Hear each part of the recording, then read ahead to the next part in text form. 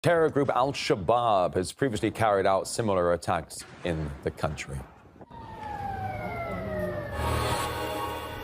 Open mouth, insert foot.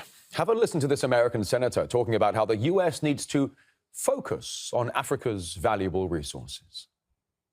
How can we help foster the public-private partnerships, bringing American capital and expertise and standards to Africa so that we can keep exploiting, so that we can exploring where we can get these minerals. Yeah, that slip coming during a Foreign Relations Committee hearing where senators were discussing China's global policy, saying that Beijing poses a geopolitical challenge to the U.S. worldwide. They highlighted China's rising role in Africa, expressing concerns Beijing may want to monopolize the rare minerals there. We have to contest Chinese actions, not only in terms of their forward-facing strategy, but their desire to go after Africa's rare earths that will be critical for our industrial and technological capabilities. Well, the editor of Behind the News, Joe Malanga, he says it's clear to see the differences between the way China and America approach the African continent. We say if it talks like a colonialist, it walks like a colonialist, it is a colonialist. So what he said there, it's what they've been doing. There was no mistake. The difference with China and America, China will walk in with a briefcase with money, invest. They walk in with a machine gun. So there's a huge difference there.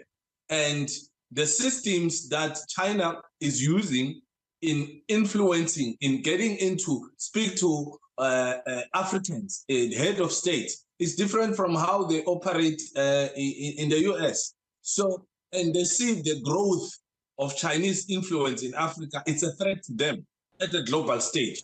So Africa is becoming now a battleground for its resources. America will continue to mess up the world. America will continue to be a bully. America will continue to destroy itself because whatever that they're doing is not going to be sustainable. Iran's intelligence chief reiterates that it's his country's duty to avenge the assassination of the Hamas Politburo chief Ismail Haniyeh as he was a guest in Tehran. And while accusing Israel of the killing, Tehran has said once more Washington is complicit. The U.S. gave a green light to the disgraceful assassination of Hamas Politburo chief Ismail Haniyeh, which was carried out by Zionist invaders. The assassination was followed by mass protests across various Muslim nations. Thousands also gathered at Haniyeh's burial in Qatar on Friday. And while the killing has prompted fears of a regional escalation, cross-border clashes are intensifying between Israel and Hezbollah in Lebanon. Well, we spoke exclusively with the Hamas representative in Tehran, Khalid Kaddoumi.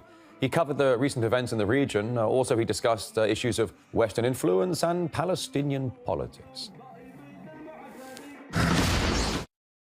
After the visit to America, Biden administration, they were telling us that they have spoke directly to Netanyahu for stopping the genocide. Netanyahu has taken the green light and the signature for the assassination and killing of the leaders of resistance movements in the region from the U.S. administration. Revenge is coming from everywhere in the world, from every heart who was loving Ismail Haniyeh and loving Palestinian innocent people. Israel has perpetrated a big crime and they have to be punished for that. These sentiments cannot be chased by so-called American intelligence and Israeli intelligence. We will win over them because we are the just and we are the right and they are the wrong.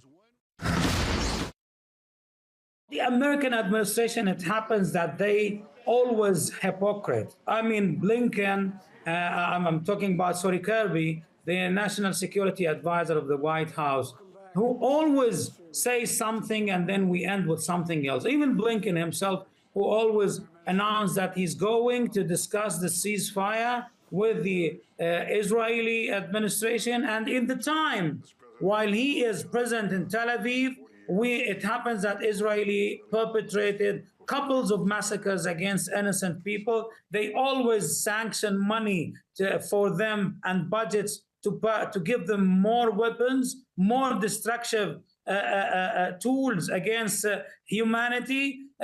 This is the American administration. They say something, but they do something else.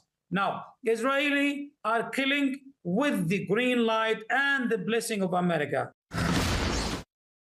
Today, again, Israel itself is uniting the Palestinians among themselves in a way that today nobody is safe among the Palestinians. Israel is attacking the so-called peace process. Israel is attacking over West Bank, over Gaza, over Al-Quds and Jerusalem. They are attacking over the Palestinian people outside Palestinian borders. The international community grant us an atmosphere to implement the democratic norms over there. As any people in the world, as any peaceful nation in the world, it's an integral right in the new millennium for any nation to have its own election. But it's always Israel is impeding such processes.